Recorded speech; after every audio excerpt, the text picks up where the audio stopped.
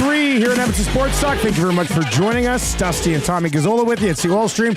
Brought to you by Boston Pizza, our presenting sponsors, where they, of course, have their holiday menu now available at all Boston Pizza locations. You're like, oh, what am I going to get my kid's teacher for Christmas and stuff? Just say, hey, why not a Boston Pizza gift certificate? You could definitely do that. Yes. Tony recommended the Big Philly, or it's the Philly Dipper. I think it used to be the Big Dipper. Now it's the Philly Dipper. They're calling it the Philly Dipper. Phenomenal. Was it? Phenomenal. Highly recommend. Highly recommend. If you get a chance, you want a sandwich, a little au jus, highly recommend. That's not bad then. Yes. All right, Tommy. We've got a few places we want to start. I got to start with this poker tournament last night. Oh, yeah. Hell of a run. At one point, weren't you and your dad like in the top 5? That was awesome. Yeah, Where did he finish? He finished ahead of me, actually. I went. Did you make final table? Yeah. Okay. I think I finished 8th. Did Maddie make final table, or is it only 8 at the Maddie was pretty close. Okay. 8 at the final table. My dad was out right after I was. Matt something got so lucky. Horseshoes up as you know what. Pocket twos. I think he was big blind. And the flop comes.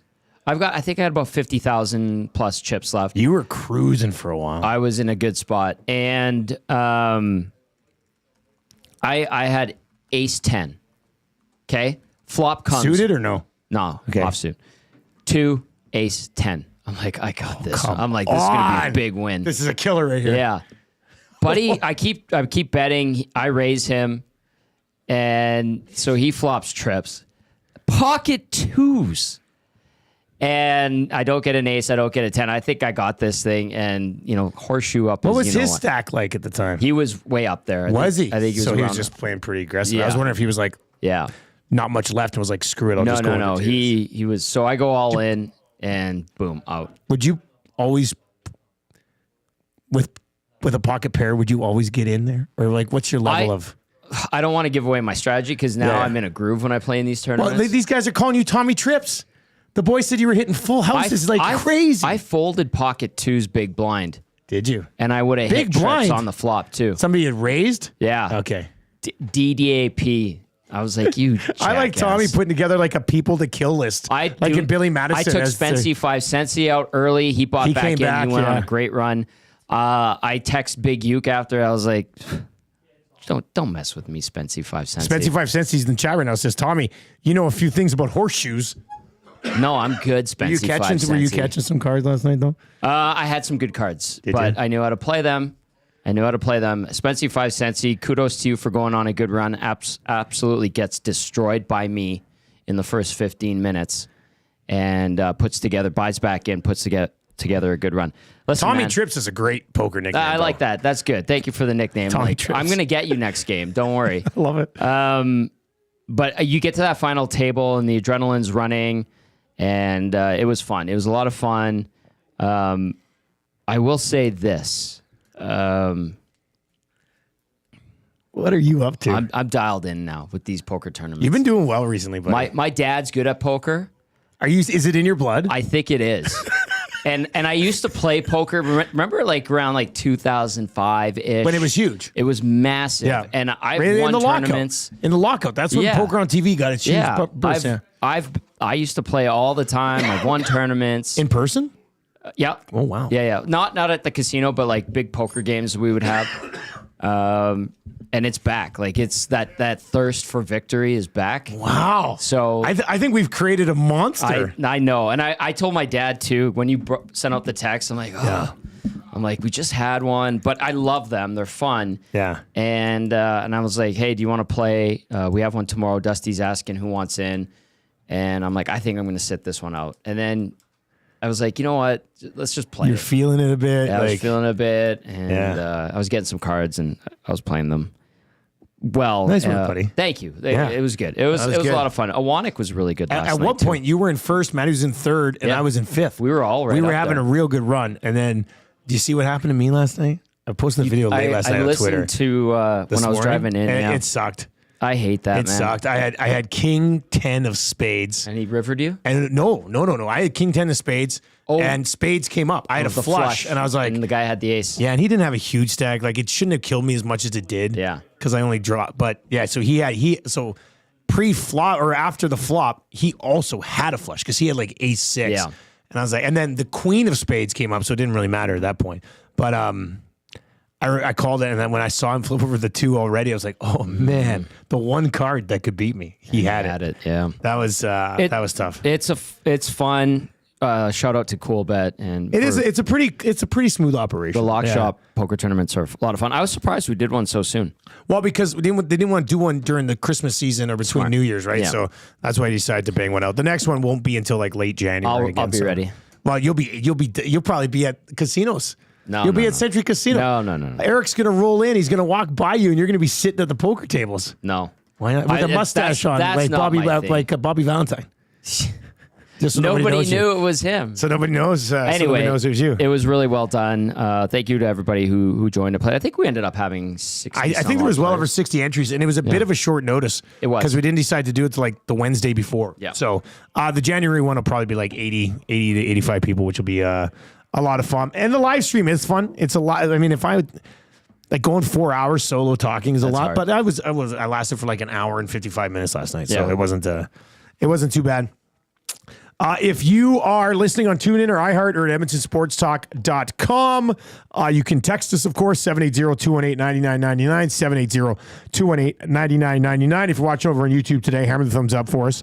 This is my final show before I head home for Christmas. So it might be a fun one here. We got some good stuff for Tommy Guns with Keep It or Clip It. We're going to get to that. We got your Popeye spicy headlines coming up as well. And, of course, the Edmonton Oilers going at it against the Boston Bruins tomorrow. We've not had an oil stream since the game against the Panthers. Yep. So we will definitely get into that. So if you have any questions about that game, 780-218-9999.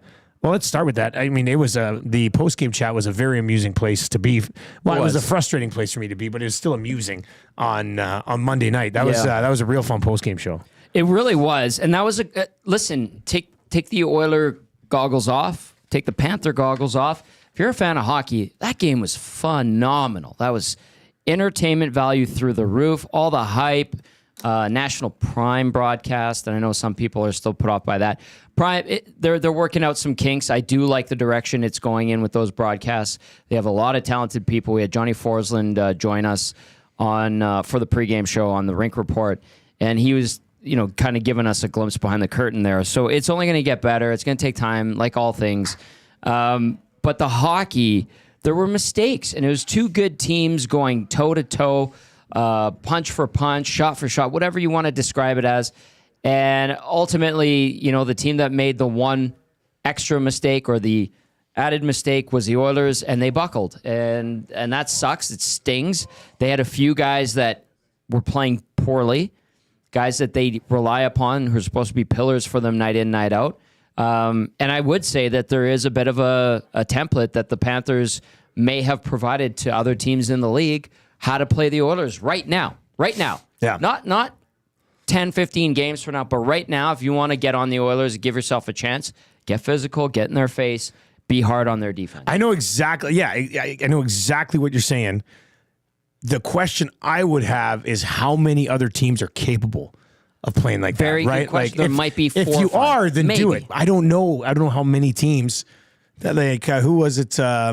We have Noodles, I guess, Monday, and he said, like Vegas when they're on can be that type of team too. And these are elite teams that the Oilers will have to go through or didn't get through last year. But we were talking about it yesterday. Like Florida has played that style for 2 deep playoff runs. They're good. I would be insanely impressed if they can crash and bang and be on it again for another run. Because if they are, they're going to be like Carolina can't answer that type of game. No. Like nothing against Toronto, but I don't think Toronto can answer that type of thing. I don't think Dallas can. No, Boston can't do it anymore. Like back a few years, but like I'm not sure who can match that style of game that the Florida Panthers are bringing to the table.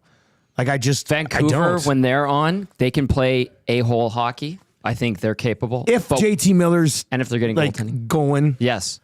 Dakota Joshua is being an impact physical player. The problem there is like the difference, I guess, not a problem, but the difference there is that the Panthers are doing it with Tkachuk and they're doing it with Bennett. Yes. And they're doing it with Barkov when he's like, it's just, Like Verhaeghe is when I watched them play them on Monday, and I know the roster's a little bit different, and Barkov wasn't there, and Kane's not there, but it's almost like you just sort of nod your head in a sign of respect to why the Oilers lost in the Stanley Cup final last year. Like, to beat Florida in that style of play 4 straight times would have been damn near a miracle. You know what I mean? Well, it would have been a miracle if they could have pulled that off. Now, Edmonton and its ability to take... Listen, I know the Panthers played 2 games where they disappointed themselves by getting shut out by Vancouver and Calgary. But I think they were up for that Edmonton game because as much as the Oilers downplayed it, I'm sure the Panthers, listening to them, they kind of downplayed it. It meant something to them. You could tell, like, they were all just BSing us prior to the game, but it meant something. And I asked Belzy on the post-game show, with the way the Oilers kind of buckled, I said, is it because it was the Panthers? And he didn't buy that, but I think part of it too, like, you get that deja vu, and you're, these guys, this. Well, and when they throw you off your game, when you may already be feeling that way, it's going to be easier to come unraveled a bit. Exactly, that's right. What I thought. The hit on Skinner at center ice. If that's against, if that's against Colorado, I don't think you sort of see like that hesitation, or we're going to do something, and then boom, pucks in the back. I think they probably operate a little bit differently in that. So I think the fact that we know they wanted it that badly, and then the Panthers start to, like, even when Nurse gave Tkachuk the old forearm, he's only doing it because that's Tkachuk. Exactly. And it's, I would love to get another Stanley Cup final between these two teams, man. It would be pretty good. Like, I don't even know if we realized what we had last year as hockey fans at the time. Like, people were saying take me back and let's watch that again. Like, one of the most epic Stanley Cup finals, and it might not be the most glorious teams. The Oilers are a sexy team right now. So are the Panthers, but when you hear Edmonton, Florida hockey, and you're in Nashville, you're like, oh well, it's baseball season. Yeah. So what's happening in the NBA final? I don't really. Well, when you talk about template to beat the Oilers, I think the one area where it really stands out, and Gager made a great point on this yesterday on Two Guys, and again on EST Afternoons with him and Hernan. That's coming up here in about 45 minutes on Edmonton Sports Talk. Tango says Bouchard is a tire fire when they put pressure on him. And that's fair. That's one area I think other teams could, if they haven't already identified, they just might not be as good at executing as the Panthers already are. But if you force Evan Bouchard is a great decision maker. I think. I could be wrong. No, but he's a pretty good decision maker with the puck. Let's just say that. He has his blunders. Don't get me wrong. But Evan Bouchard is not a guy who's going to see body contact coming and A, handle it well physically, or B, unlike some of the other elite defensemen in the league, skate the puck out of trouble. Bouchard's not skating the puck out of trouble. Yeah. Right? So if he's going to be on the ice for 23 minutes a game as your primary puck handler on the blue line, then make his life a nightmare, because he's not the type of guy at this stage of his career who can handle that very well, I don't think. There was some of that in the playoffs last year, and I think the Oilers, if I remember correctly, they kind of changed. I think Evan Bouchard, I think they were trying to flip pucks up when they got in trouble and just through the middle to kind of be a release valve, if I'm remembering correctly. But yeah, there were times where Bouchard would get hemmed in, but Broberg was one of those guys on the right side that could skate the puck out. He had that capability, and I think that's, where we saw him excel. That's probably why he looked as good as he looked, right? Because of that ability. And I think that's good to recollect as well. Smitty the Welder, he makes a good point. He says, Tommy, that has been the way to beat the Oilers for a couple of years. Physical play on Bouchard, he will cough the puck up most of the time. And I think he makes a good point there. I'll reiterate that. But when Bouchard is into it, confident, he can make plays. And I said this on the postgame show the other night. I said, I'm not defending any of the mistakes he made tonight. I'm just reminding everyone Bouchard right now is a bit banged up. How much that affected his plays, how much that affected his ability to make a headman pass, I don't know. But I'm just saying, remember, he's nicked up. He has not practiced the last couple of days since he got hurt in that game a couple of games ago against Minnesota. And people don't make excuses for him. Don't make excuses. I'm not making an excuse for him. No, but it's a reason. I'm not be a reason. I'm not letting him off the hook because he had a bad game the other night. He was awful. Bottom line. He was the worst player on the ice. He had a sequence where he had 2 terrible outlet passes that ended up being icings in the second period that were like 100% control, very poised coming out of the zone, and then just awful passes. And then there's I think someone counted 5 icings total for Bouchard off of outlet passes. So I'm not excusing that, but I'm just saying, remember, he's nicked up. And like Smitty the Welder's saying, if you're forcing him physically, add to the fact he was nicked up, Panthers are down their throats. That's a bad combination for the Oilers. And we saw that. If he's hurt that bad that's how he's going to play for a little while, then I'd just sit him. I'd sit him. Nobody's there, though. Regula's nicked up still. Are you going to play Josh Brown? Well, no, you don't want to do that. Yeah. But then that just comes back around to the organization sucking for not properly managing the cap, right? Like, that's not fair. On Bouchard. Like, that's fair. That just comes back around to not properly running the organization. That's fair. Right. But, yeah. I mean, let's see what he does against Boston. A little bit of a different matchup against the Bruins. All right, what else do we have from that last game? Well, let's get to practice yesterday. Arvidsson with McDavid, because no Hyman. Oh, man, Hyman. Yeah. Hey, Bouch bomb to the schnoz. Can you imagine if you were able to fall asleep waking up the next day? Like, I can't even. What's he going to look like? It's going to be like a double raccoon. Yeah. Like, that's going to. Balloon nose. Man. Good for him. He skated right off the ice, and if you could see the one shot that they had the close-up of him, and he was leaking bad, and I feel so bad for him. But he's a warrior, as we know, and he came back and he still had some chances, and it didn't deter him. But you're right, like, listen, he's in good care. Obviously, the team of doctors and the athletic therapists, TD4 is leading the way. Chris Davies there as well. They'll make sure that that nose nasal passages are as clear as can be as it heals, but. I can't imagine. Oh, that sucks, man. And it was deflected on the way in, so it's not just like Bouchard shot one into his head. But that sucks. Yeah, like a slapper right to the face. Yeah. Ugh, gross. Yeah. So Arvidsson yesterday was on McDavid's wing in practice in the Hyman spot. Right. For now, possibly against Boston, if not for sure on the weekend. Good. Is that kind of what we're thinking? I would assume as much. I mean, he's progressing that well. That's good. He's been skating for a couple weeks. Get him in there. You could shuffle some things around. I know people were saying, looking at possibilities, and was it Knobloch that mentioned that Janmark can slide into the center? Because Derek Ryan... He did mention Janmark. We were wondering this. Like, Arvids comes back, Derek Ryan slides out, Matthias Janmark goes to center, plays Skinner with Brown, and then... Like, I think you're leaving Kapanen up there right now. Well, yeah, that's why I'm trying to figure out. Arvidsson. Listen, the way they platoon. So if they play Janmark fourth line center, I'm gonna make this point. Okay.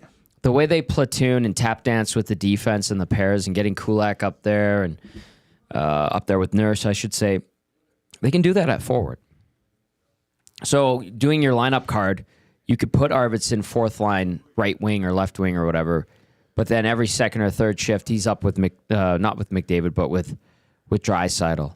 Or maybe he gets a spin through the Henrique line. Like, you can do stuff like that. We see Perry, he's parachuted in.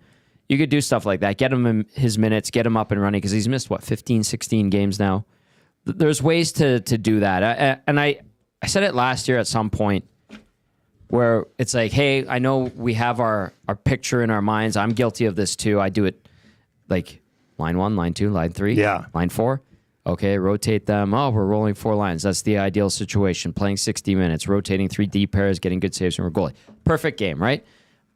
But I think, and I need to remind myself of this too, we need to get out of that mindset where the lines are set in stone and, line 3 wasn't good. Well, line 3, the one that was on the lineup card, some nights might not play more than 5 minutes together out of the 10 to 12 minutes that those guys get in a game. So we could see a variation. I like to call it tap dancing of lines where, Arvidsson technically starts the game on the lineup card on the fourth line, but he's getting a shift with McDavid here and there. He's getting a shift with Draisaitl here and there. Then his quote-unquote line goes out together as a fourth line. That can happen. So if Hyman goes against Boston with the visor or whatever, cage or whatever it is on, I think he will. Yeah, I like him in the bubble. He looks like a bubble guy. I wonder, did he wear that instead of the cage in NCAA? I don't know. Yeah, let's look up his call. Yeah, At Michigan? Came out with the bubble. You go McDavid, Nuge, Hyman. You could leave Kapanen up there with Draisaitl and Podkolzin. Yeah. And then you go Matthias Janmark with Skinner and Brown. And then Henrique but with Skinner and Brown. And then put Arvidsson and Perry with Matthias Janmark. And Derek Ryan's the odd man out. Yeah. Right? You could do that. Sure. You could also put Arvidsson on the right side with Henrique and Skinner and put Brown with Perry and Janmark. But Brown's been playing pretty well lately. He has. Probably leave him where he is. Yeah. Let him cook. Do you get a look at Hyman in college? Yeah, he's cage. Cage. Black cage. Classic.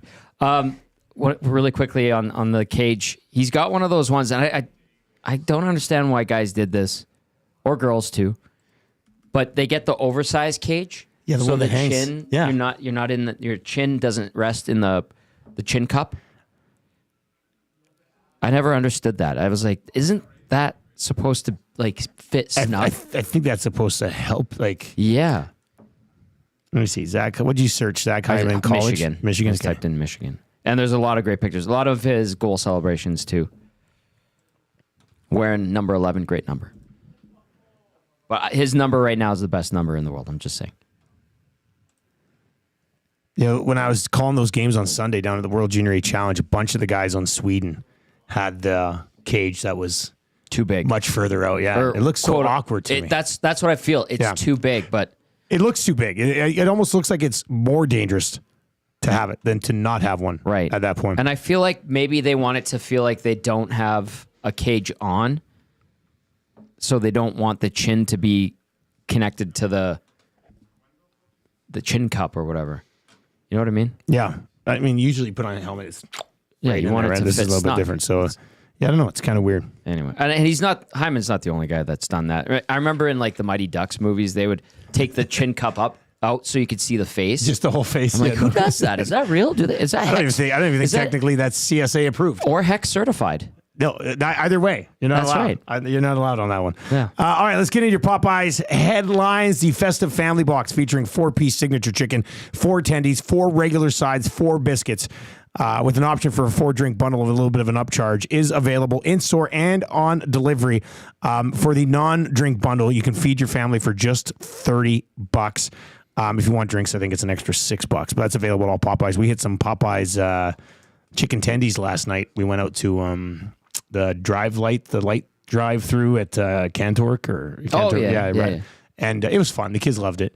And my wife, she doesn't do a lot of fast food, but she's always like, can we go through Popeyes for some of those that's good tendies? stuff. And she loves the honey mustard dipper, like Honey the wild mustard honey dip is mustard or whatever great. it is. Yep. She just absolutely loves it. So that was a fun night last night. All right, so for the headlines today, I wanted to get to the mess that is the Buffalo Sabres. Ooh. Oh, I've got stuff to tell you. I can't say it on the air. What? But I can. Yeah, go ahead. Just go ahead. Do you want to text it to me and then I can give my reaction? No, Okay, we all can right. tap dance All around right. it.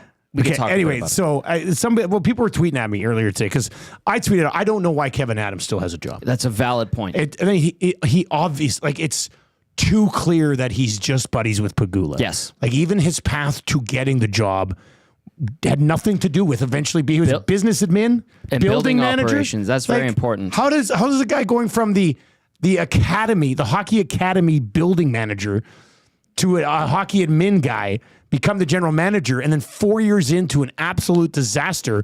I still hop online. I don't see anybody being like, they're questioning Kevin Adams' future in Buffalo. It's always like, should he fire Lindy Ruff again? Should he make this trade? This guy should not be able to touch your organization again. Like, he should have been fired yesterday. We shouldn't have been hired in the first place. Correct. So, but can the question somebody's asked me was, can the Oilers take advantage of the Buffalo situation somehow? I suppose you can try. I mean, What do they got as far as contracts go and stuff? Like, who do they have? And anyway, what were you going to say? the Vultures are circling. They have to be that's what circling the they Buffalo gotta be. Sabres. And here's the messed up part is they have good players on their team. I don't hate their roster. I think it's a little weak at the back end. Okay. that's Actually, fair.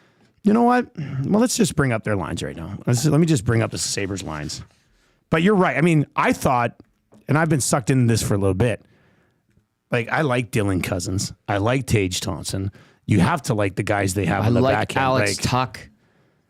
I think Tuck is a very good player. I would try to pluck him out of there. Oh man, if you could get him, he's got 2 years left, 4.75. Yep. You get them to retain a bit. Come on. There's a great middle six right wing. He's got a 5-team no trade list, but let's be honest, he gets out of Buffalo, he'll go anywhere. Yeah, and I think his fiance is from here. Stop it. Well, you're just going to get people fired up. She was a broadcast student. She wanted to get into sports broadcasting, so I met with her, and I was like, "This is, I have to go to Lloydminster." Yeah. I had no idea she was dating him. Yeah, and she's still with him. So, I mean, I think he would come here. Now, don't listen. I'm just saying that because you brought up the no trade list, but please do not go on messenger boards and Gazzola said this. I'm just saying, like, if he were to want to get out of a bad situation, I think he's from Syracuse or somewhere in New York as well too. So he has connections there. That's why he's happy to be, or was happy to go there from Vegas. I'm not speaking for him. I'm trying to remember. Here's what they're rolling right now. Tage Thompson between Alex Tuck and Yuri Kulich. Dylan Cousins was with Jack Quinn and JJ Paterka. Ryan McLeod is with Zach Benson and Jason Zucker. And then Peyton Krebs with Nicholas Obey-Kubel and Beck Mallenstein. And then Power, Matthias Samuelson, Henry Yokoharu, Bowen Byram, Rasmus Dahlin injured right now, Dennis Gilbert, and Connor Clifton.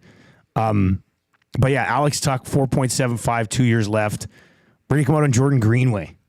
There's a big. He's got 1 year left. Actually, he's a UFA. He's at the UFA at the end of this year. $3 million. Big body.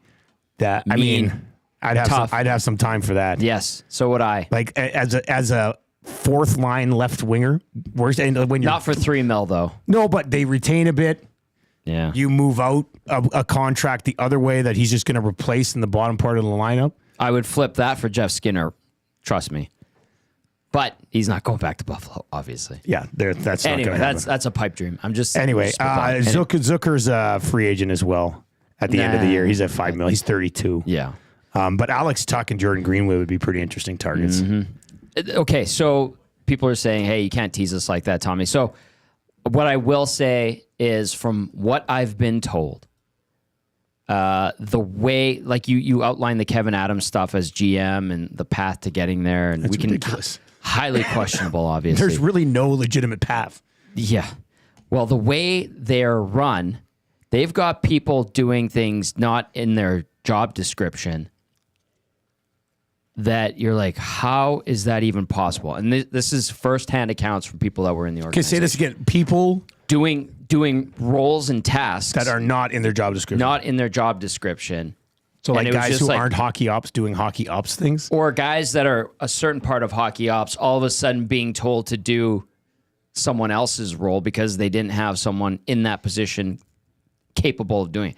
Like, I'll tell you, like, I can't go into further detail, but, and then the other thing is they're doing like these digital scouting system. They don't have boots on the ground anywhere. Yeah, well, it's really working. I will preface this next statement by saying there is absolutely 110% a place for analytics in hockey. If you can mesh the old school with the new school, that's the best. But you can't just go all the way one way and all the way the other way. They've gone all the way analytics, from my understanding. That's it. Like, they don't worry about anything but the analytics. My understanding, from what I've been told. Well, if there's one coach that you think would really work well with a full analytical staff, it's Lindy Ruff. Good point. A guy who's been coach. Like, that doesn't make. And for those that can't understand sarcasm, that's sarcasm. Yeah. Who was it yesterday? Somebody around here was like, why didn't they just hire Jay Woodcroft instead? He's been with younger guys. Yeah. He's helped some younger guys along the way. Yeah, well, maybe right? Jay's just sitting there waiting. I mean, they should just fire Kevin Adams. I don't understand it. Doesn't make sense to me. They have good players there. And the other thing, too, is they have had good players there, ones that have gone on and been traded and had success elsewhere as soon as they got out. Linus Ullmark was their goalie at one point. Vezina winner. Yeah. Now helping Ottawa with a little resurgence here. Obviously, a great run in Boston. Ryan O'Reilly. Well, they completely botched the Jack Eichel situation, Jack Eichel. too. Like, yeah. And I think we're going to see more of that. Like, I think it was Wyshynski this morning was talking about how they've mismanaged and thrust their young guys into the lineup too soon. And, he was talking about power and how they feel like power isn't developing the way he should. First of all, power is going to it takes 200 to 300 games to get a D-man going, and that's a crap situation for him to be in. Yeah, that would be in a good situation. So let's tap the brakes on he's not there yet. And if they want to move Owen Power, there'll be 31 teams that'll give him a call. Yep, exactly. You want to talk about vultures circling. There are things happening with that team. And I thought right away about Matt Savoy. And I was like, well, it's good that the Oilers went and got him, and they flipped Ryan McLeod for him. And they're putting him down in the minors, letting him simmer.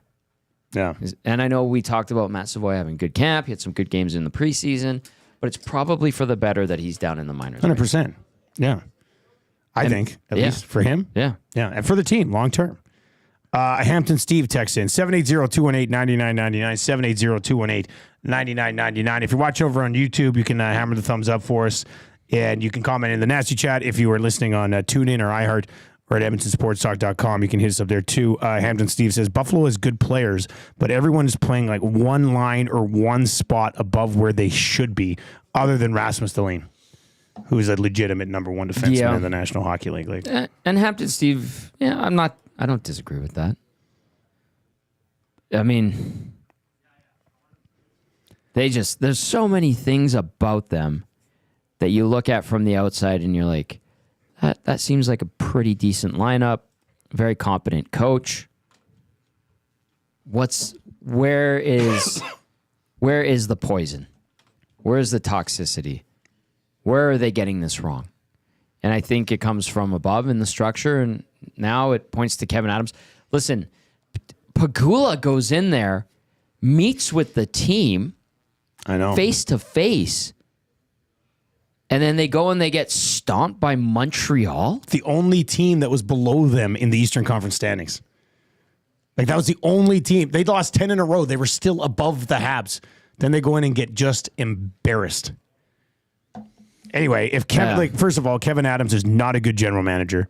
If Kevin Adams is a fan of players that the Edmonton Oilers don't want around anymore, they should probably chat with him and see if they can get their hands on Greenway or Alex Tuck. I wouldn't be opposed to that at all. Either one of those two guys would be real nice additions to like Greenway in let's say they somehow get Florida again in a cup final. Like that's a big body that can clang and bang with those guys. If Kane's healthy and around, that would be great too. What's that? Huge guest for EST tomorrow. Who? Don't do that. Gager, are you going to tell on EST afternoons? We might. What are you up to? It's a Christmas special. Joaquin, your outfit today is out of this world. All right, so Gager just came in and said huge guest for EST tomorrow, but wouldn't tell us. Bill who. Ranford. Maybe they announced it on their show today. EST afternoons coming up here from 1 until 3. Anyway, those are the spicy headlines today. I'm curious if the Oilers can take advantage of the god-awful situation that the horrible Buffalo Sabres find themselves in right 14 years, right? 14 years now? Is it, well, it's at least, is it more than, or is it just, we're talking since last playoffs? Yeah. I think Wyshynski said it today. So that would take you back to, well, Was it 09? That would take you back to 2009. 09, 10? Buffalo Sabres year by year. Who would have been on their 09 team? Let's see here. Amishman19 says, Buffalo reminds me of Edmonton before they got McDavid. Lots of talent, but they have no idea how to get it out of them. Yeah, and you know what, Amishman? That's fair. 2010-11 is the last time they made it. So it's coming up. It's got to be 14 seasons. They lost in the first round. The year before that, they were a first-place team in the Northeast Division. Lost in the first round as well. So that's, who would have been on this 2010-2011 team? Well, that would have been like the Tim Connolly teams? Maybe I think he was. They moved on from him. Had they moved on from him by then? That might have been like a Pominville. Oh, he was on that team. Connolly was 2010-11. That was his last year there. It was Vanek, Stafford, Pominville, Ennis, Connolly, a young Tyler Myers, Derek Roy. Yeah, good players. And the little Nathan Gerby. Nate Gerby. He went over to Europe for a bit, didn't he? No, he's still in the AHL. There we go. Ro Nelson. I'm going to read this one. Okay. Tom and Dustin, have you fellas watched any Condors games lately? Savoy looks like he is having zero fun down there in Bakersfield, and Philp looks like the year off has caught up with him. Need a rescue. I have not, and that actually prompts me to think we should maybe get Holtby back on here. 100%. Get an update. Holtby has a better sense of what's going on. Nobody here or there would have a better take on that team than him. You can watch AHL TV and you can make an assessment, but I don't think any of us, fans included, do enough to pay attention to actually know what's going on to that degree compared to Holtby. All right, let's get. Well, what's the rescue? Like, call him up? What? I mean, I just don't know. He can look pouty or sour, but is he actually? Yeah. I'll tell you what. Also at that point, I think you just sort of had to suck it up. Well, again, an NHL team doesn't want to call up anybody who's like, doesn't look like they're having fun in the American League. I don't think that's a good way to get up here. Maybe it's his business face. His poker Maybe face, he's serious. Maybe he's serious about it. Yeah, maybe he is. Yeah, that could be what it is. I'll tell you what, though. I've been to Bakersfield. It's a hardworking city. But those players, for the most part, really like it down there. Like, maybe they're not particularly happy they're not in the NHL, but in terms of like creature features and being able to enjoy life away from the rink, they a lot of them, when they get some time off, make their way down to Manhattan Beach quite easily. Tommy, can I read a text that you'll love? Sure. Peter texts in and says, guys, what are your thoughts on Stauffer bringing up Mike Matheson as an option? Does he know something, or is it just what he would like to see? I would say 80% of the time it's like what Stauffer would like to see. That's right. Which is still a pretty good clip. Or what the owner's saying to him. Yeah. But Mike Matheson's a name that's been mentioned for like 3 months in this market, so I don't think it's anything new. Yeah. In fact, he was number 1 on YouTube Trev's target list. Yes. And if they get Matheson, I'm going to say you heard it first here from YouTube Trev. Sorry, Staff. Good. Love you, but YouTube Trev was on it first. All right, let's get to Keep It or Clip It for Tommy Guns. At Tommy Guns Original Barbershop, they believe in a great haircut is more than just a quick in and out. It's about the whole experience. That's why they follow the code, a commitment to deliver the best barbershop experience every single time you visit. From check-in to the finishing touch, every step is crafted with care, no appointments needed. Just walk in, relax, and they will take it from there. All right, the Edmonton Oilers will beat the Bruins by 2 goals or more. Keep it or clip it. I'll keep it. Think they get right back on track here? I think so. I think the bitter taste in their mouth from that loss to Florida. And it was interesting listening to some comments about the team in regard to the last 2 games, like the way it ended against Vegas, where, a little bit sloppy, and Chris Knoblauch wasn't too happy with the way they defended and handled some situations in that Vegas game. Vegas is a good team still. Vegas is a good team. And then, the way things unfolded against the Florida Panthers, I think Boston is a perfect opportunity to get back on track, clean some things up, and get back into the win column and kind of show that this was a little blip on the radar, that loss, even though the Oilers had the lead, multi-goal lead, and they were in it.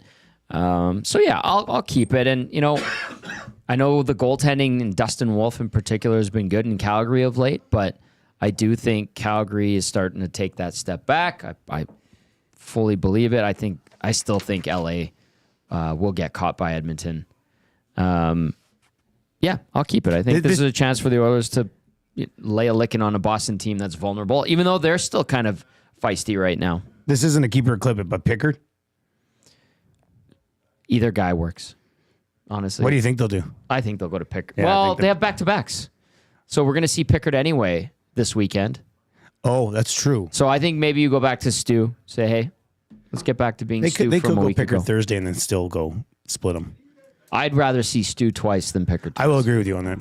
That's my rationale behind it. I know a few of the guys in the chat won't agree with you. I know. I'll agree with you. I'm fully aware I see of a that. few of the guys over there. Yeah. Yeah. All right. The Oilers need to trade for more physicality prior to the deadline. Keep or clip it. 100% keep it. Yeah. Yeah, and that includes on the back end. Stetcher's played well. He gives you everything he's got. But one thing this team doesn't have is big jerk players. They have a couple. One guy's on the shelf right now, has been all season. But they can use some more sandpaper. I think on the back end, when you get a defenseman, when they upgrade, hopefully it's someone that can play with a physical edge. And then even at forward too, Dusty. Yeah. So, yeah, absolutely. Get Greenway. That is a good one.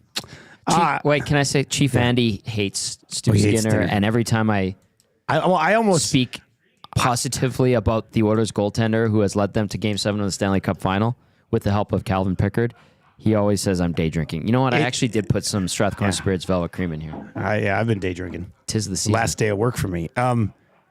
I view Chief Andy as like a parody account. So I really don't take anything he says seriously, which makes it a lot easier to handle. He is pretty funny actually, but anyway. Somebody else was in there. Somebody was in the text line, be like, "Hey, can you guys have somebody block Ace 96 in the nasty chat?" You guys can do it yourselves. Ace 96 has his ups and downs, Yeah, for sure. And yeah, you can like block your own people, right? You can in there. There's an option. There's some way to do it. Yeah. Evan Bouchard will not get more than $9.5 million. Keep it or clip it. I'll keep it. I think his It doesn't start with an 8, does it? probably. You think so? Yeah. You think his camp will settle for 8? 9.5. Well, They're going to ask for like 10.5 or look 11. at the season. Oh, sure, you can ask for it. I know, but the Oilers, Hey. it's the same thing. Oilers can say, we'll only give you 8, but the Oilers can say that. Evander Kane what's the wanted deal like then? 7 or 8 when he went into free agency. Ended up with 5.25. Yeah, but I think that's because nobody wanted to deal 5.125. with Evander Kane at that point. Yeah. Right? He's a better hockey player when he's on than what they're paying him. When he's on. He can be. Yeah, absolutely. I just don't think people wanted Evander at that time. I think this year overall for Bouchard, unless he just really cranks it up, Especially in the playoffs. Like if he has a great playoff. then we could be talking, oh, he's back to 10 plus. But right now, if this continues where he's all right, but defensively, you're wanting more. Offensively, he's having a decent year, but not as powerful as last year or as potent as last year, then I don't think he gets that 9.5. And I think also, if the trend from this year continues with Darnell playing the way he has, Yeah. you can't make that argument for Bouchard to be like, well, Darnell's getting 9.25. If from an Oilers standpoint, if you're management and Darnell's playing the way he has so far and continues to, you'd be like, well, he was better than you this year. So that argument might go out the window. You know what I mean? No, I totally understand what you're saying. This is just... I'm going to clip it too. I think he'll be under 9.5. Yeah. All right, Matty Wanek is off today. Should we hang our new oil paintings in his office behind his desk? Yes, keep it. Would that not be hilarious? He rolls back in and there's these 2 huge oil paintings of Eric and I. And he's so specific about what He would goes lose up. his mind. He would. Like, especially in his room. I mean, if I have to overrule him, I'll overrule him. But those 2 paintings are going up like by the beer fridge on that open wall over there. Like, I love Matthew. We're very good friends, great colleagues. But that's one where I could see, if you did the overrule, that's where I could see him blow up. And like if I say I'm going to put these up by the beer fridge, and he's like, I don't. No. If you put them in his office, oh, there's no way. You're right. He'll lose his mind. He would lose it. He'll lose his mind. And It'd be a full blown he's meltdown. Like he's one of my children. Like, yeah, there's no way he'd be like, you know what? It's funny. We'll do it. Like there's just no chance. There's no chance. That would be funny. That though. was a very good Awanek. Yeah. Thank you. I haven't even been working on it. It just sort of naturally comes out. It's not been it's around not a hard for one. 15 years. Yeah, I mean, I've been working with Matty for a decade and a half. Yeah. So anyway, I could see that being the straw that breaks the camel's back, and he blows up. He'd come in tomorrow and just tear them in half. Poor Jared would have to put like however long he did into those. They were terrific. They are awesome. Yeah, I put a picture of them up on Twitter if you want to see them.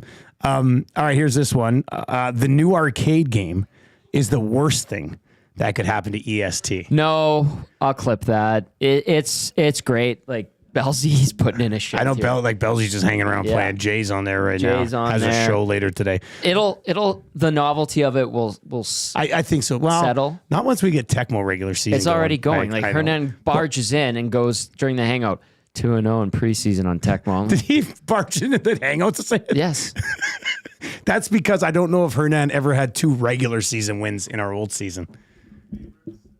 Oh, got to be. He's on fire right now. Anyway, I think it's you always are right. It will die down. It'll die down. The novelty of it. Like Reed was playing that track and field game, which I had for Nintendo. Did you have that one for Nintendo? I had that one, but I didn't. He plays it like the proper way.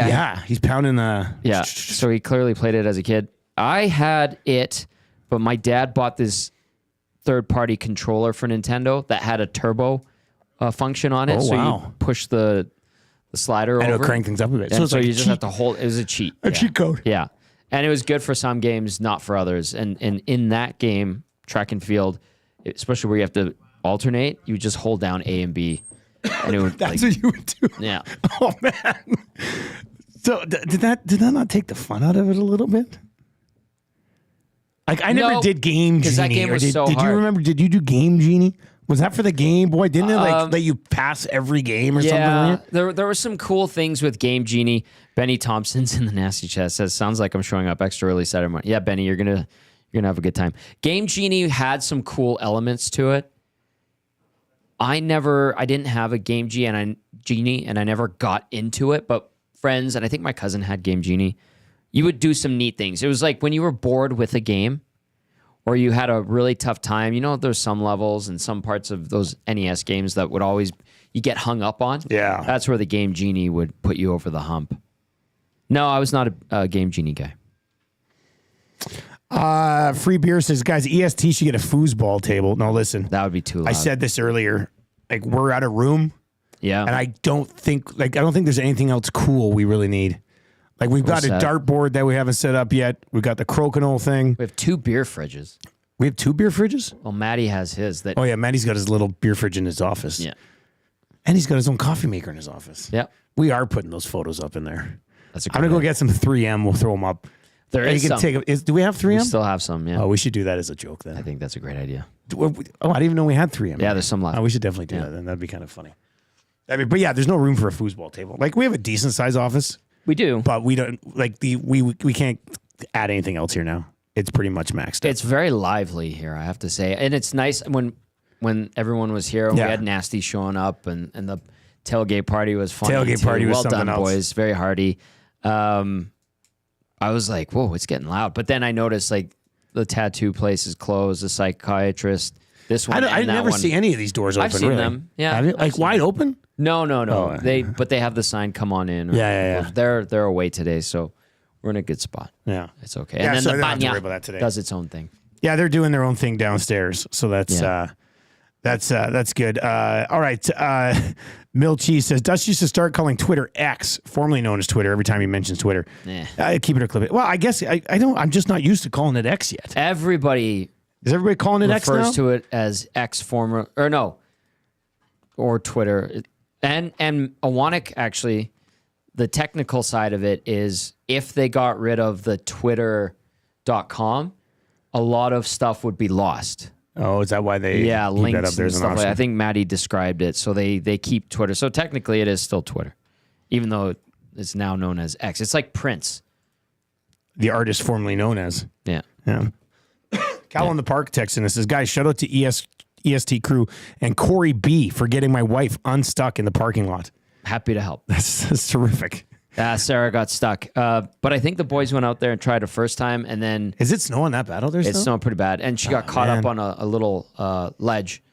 And then we all went out there, and Joaquin was the captain. He's like, we got to rock it. Sarah put it in neutral, back and forth. How many of you guys did that? 8 of us. What? When did this happen? During Lock Shop? You were on the air with Lock Shop. Oh, I didn't even see that. It worked out really nice. We got her out of there. Well, 8 of you. I mean, that's that's not bad. It was really stuck. In the parking lot.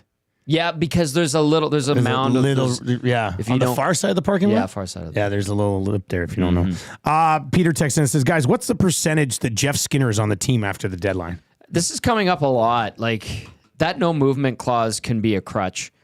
Because selfishly, Skinner could be like, I don't want to get traded. Or he starts playing better and what if they find a juicy spot for him? If he likes it and he says, I'll give it my blessing, then sure. I know he's fallen out of favor with Oilers fans. Hasn't really garnered their favor. Maybe early in the season, then he had, a nice little couple of games. I don't mind him. But I'm not going to lie to you. There's going to be a time this season where he does something and people are going to be like, thank God they have him.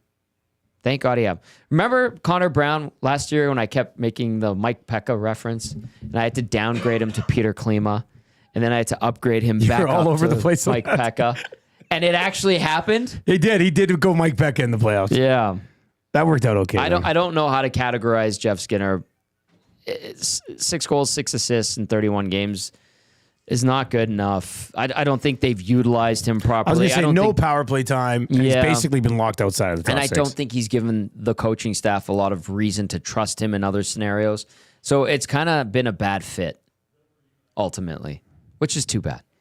Maybe it changes. I don't know. Maybe, knock on wood, from an Oilers point of view and for Oilers' sake, if somebody gets banged up and he plays a bunch of games in the top 6 and lights it up. It would be nice. Like if somebody gets hurt in the top 6 and you have Jeff Skinner that you can throw in there, kind of a nice luxury for a team if you can kind of keep them going for now. Like, Gord in the nasty chat says Skinner's going to score 20 plus with little to no power play time and third line minutes.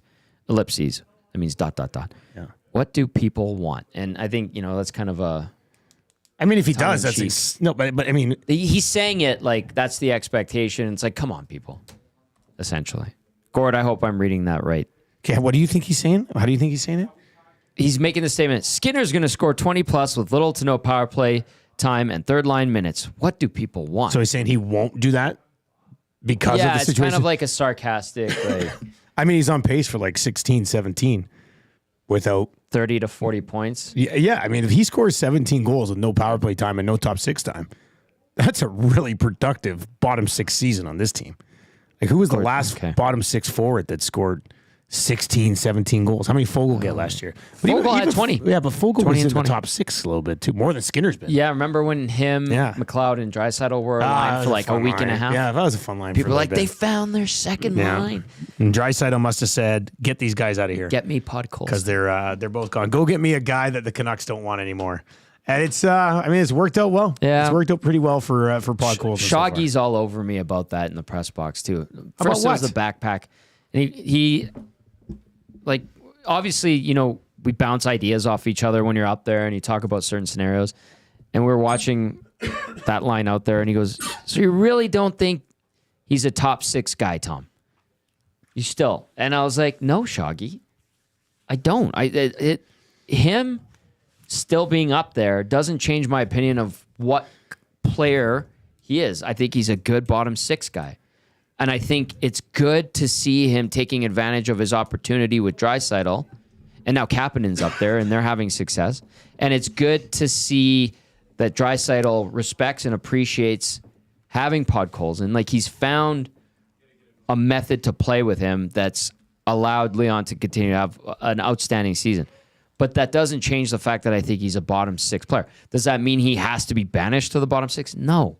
This is great, but I think he's not the perfect guy for Leon Draisaitl. And then Shoggy's like, still, really? I'm like, you know what, Shoggy? This is the final point I made.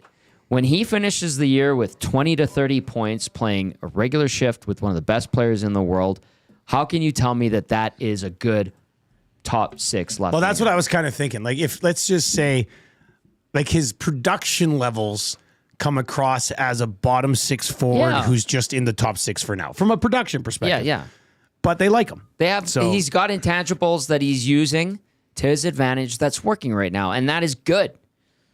Anyway, it's an argument that can go back and forth, but like, I don't know if Shoggy's trying to convince me that I need to say that he's a top 6 guy. Yeah. I don't understand. It's like, he's having success. This is a good thing. We're arguing over a good thing. The last note here on the backpack being $900. Norman at Combine said he's got a backpack that will save lives. It cost him $600. That's legit. Just saying, Shoggy. Yeah. Unless your backpack can save somebody's life, you got hosed on it. All right, that's going to do it for Oil Stream today, and for me in 2024. I'll be back in 2025. It's been a real treat. It's going to be a real treat, and I already can't wait to get back. I love this job. I love this place. I already want to be here. So Merry Christmas to everybody. Merry Christmas to you, Tom and Gazzola. Merry Christmas, Dusty. Pre and post tomorrow night against the Boston Bruins. And that's going to do it for the Oil Stream, presented to you by great partners over at Boston Pizza. For Tommy, I'm Dusty. EST Afternoons coming up. Maybe a reveal of a huge guest tomorrow on the station. We'll be listening. Very anticipated. Coming up.